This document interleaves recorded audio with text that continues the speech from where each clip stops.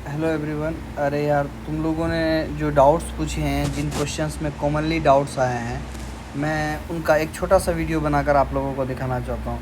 मैंने मार्क कर लिया है जो क्वेश्चंस आपको डाउट आया है।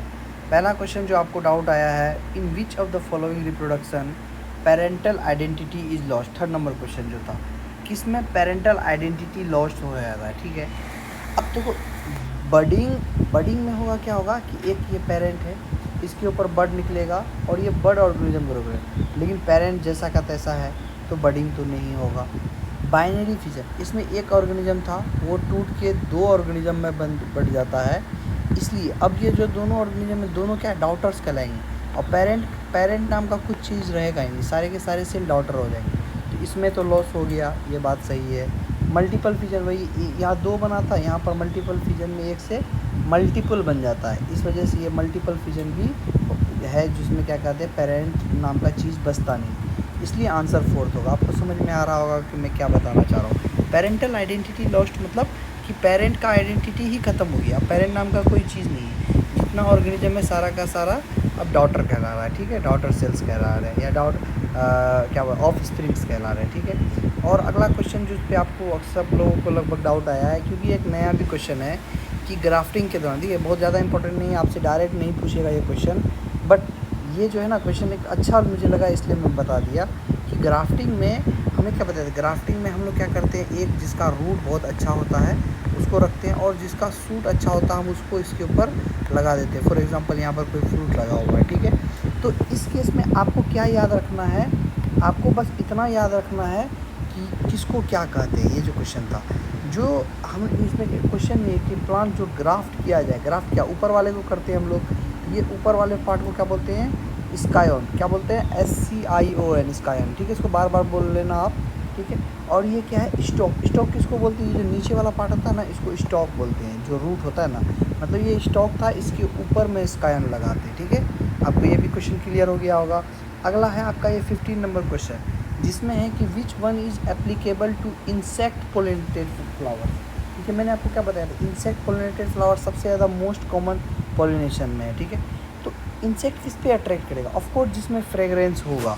अब जो पहला क्वेश्चन है कि flowers are very small and produced in large quantity, तो लार्ज क्वांटिटी में फ्लावर होने के या स्मॉल छोटा, इसका इंसेक्ट से रिलेटेड नहीं। इंसेक्ट को अगर आप पोलिनेशन करना है तो इंसेक्ट को कुछ देना होगा, आपको कुछ ना कुछ देना होगा, तभी इंसेक्ट आपके पास आएंगे। ठीक है, तो इंसेक्ट को लाने के लिए पहला आंसर तो मुझे सूटेबल नहीं लग रहा।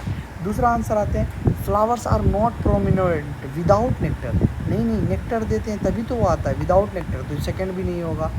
अब तो तीसरा है, फ्लावर्स आर कॉन्स्पिशियस, मतलब अच्छा खासा ठीक ठाक साइज का है, शेप का है, ठीक है, सही है, ठीक है, कॉन्स्पिशियस है, और क्या सेंटेड है, सेंटेड है, और हैविंग नेक्टर, सेंटेड है तो सेंट की वजह से वो अट्रैक्ट होगा, और नेक्टर उसको वहाँ फ्रूट पे या फिर उस फ्लावर पे उसको नेक्टर मिलेगा। ठीक है, और नेक्टर लेने के लिए आएगा और इस बहाने से उसका पॉलिनेशन हो जाएगा, इसलिए 15 का आंसर क्या होगा, थर्ड होगा। ठीक है, अगला क्वेश्चन जो आपको डाउट आया था वो है 18 number question, at the time of entry into ovule, जब ओव्यूल में एंट्री करते हैं तो पोलन ट्यूब क्या के पास कितना गैमीट होता है। अब मैं आपको क्या बताया था कि आपको आंसर मोस्ट कॉमन में करना है। ठीक है, देखिए 3 मेल गैमीट स्टेज भी बताया था, 2 मेल गैमीट, मैंने क्या बताया था, 60% में क्या होता है, 2 मेल गैमीट स्टेज होता है, और 3 मेल गैमीट रेस्ट होता है। अगर ऐसा कोई ऑप्शन होता जिसमें 1 और 2 होता तो आंसर दोनों होता, लेकिन हमको इसमें से कोई एक सेलेक्ट करना है, तो हम क्या मेजॉरिटी को सेलेक्ट करेंगे, यानी ऑप्शन नंबर 2 होगा। आई होप आपको समझ में आ रहा होगा क्यों मैं होता क्या, मैंने आपको बताया था ना कि ये मान लो एक स्टिग्मा है ना, ये ओवरी है, यहाँ पर एक पोलन ट्यूब बनेगा बनेगा बनेगा, ये आएगा किसके पास, यहाँ पर ओव्यूल है। अब ओव्यूल के पास आएगा, जैसे ही ये ओव्यूल के अंदर इंटर करेगा ना, तब तक इसके पास 2 मेल गैमीट होता है। मैंने आपको बताया था ना, जो ये पोलन होता है ये इस तरह से होगा, इसमें एक क्या होगा, जनरेटिव सेल होगा, दूसरा क्या होगा, वेजिटेटिव सेल, बड़ा वाला वेजिटेटिव सेल, छोटा वाला जनरेटिव सेल। जनरेटिव सेल बढ़ के 2 में बढ़ जाता है। ठीक है, अब ये 2 में रहता है। ठीक है, लेकिन जब ये क्या कहते हैं, जैसे ही ओव्यूल के अंदर जाता है ये 3 में बदल जाता है, किसमें, ये 2 मेल गैमीट स्टेज था, ये 2 मेल गैमीट स्टेज, और फर्दर जैसे ओव्यूल में इंटर करेगा तब ये 3 में बढ़ जाएगा।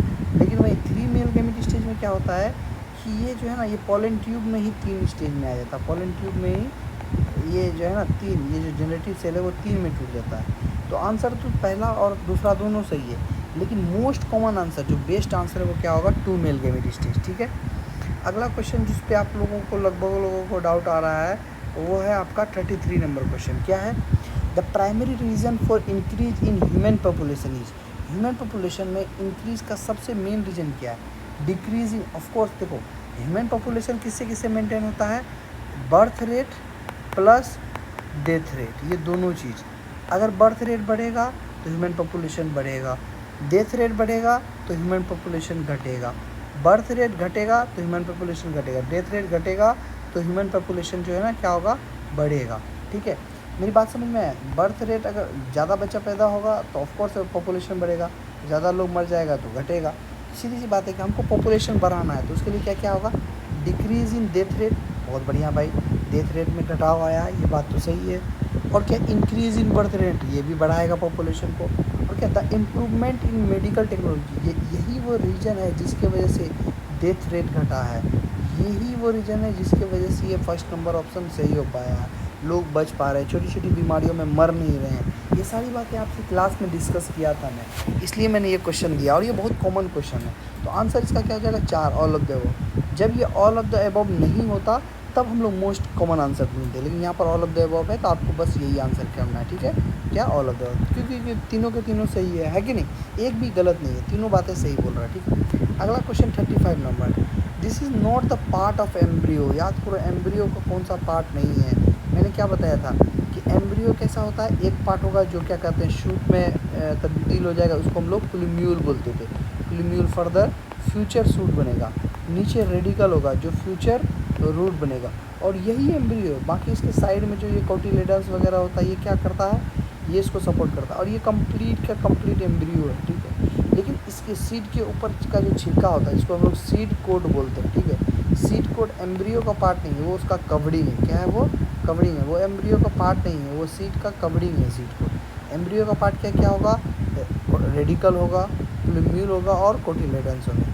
कोटिलेडन्स मोनोकोट में कितने होते हैं भाई, एक होते हैं, डाइकोट में कितने होते हैं भाई, 2 कोटिलेडन्स होते हैं। ठीक है, अगला question, function of cotyledon is, cotyledon का क्या फंक्शन, इसमें बहुत लोग को दिक्कत हो रहा है। सुनो मेरी बात, कोटिलेडन का मेन फंक्शन ही है फूड को स्टोर करना, क्या डेवलप करना, इसको हेल्प करता है, ये जो न्यूट्रिशन स्टोर किया है ना इसी को यूज करके प्लूम्यूल डेवलप होगा, और ये जो डेवलप होगा ये प्लूम्यूल क्या, प्लूम्यूल और रेडिकल दोनों डेवलप होगा इसी के यूज से।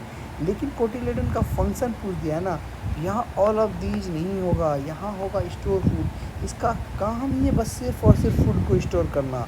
बाकी डेवलप जो है ना actually food plus hormones plus कुछ एक्सटर्नल फैक्टर्स सब पे डिपेंड करता है। ठीक है, इसलिए आंसर इसका क्या हो जाएगा, टू स्टोर फूड। ठीक है, इस तरह से, और लगभग आपका अब जो है ना कोई डाउट नहीं। अगर आपको फर्दर फिर भी किसी क्वेश्चन में डाउट है तो आप हमको बताइएगा, हम आपको पर्सनली बता देंगे। ये वो कॉमन डाउट्स थे जो सबको आ रहे थे। ठीक है, चलो थैंक यू।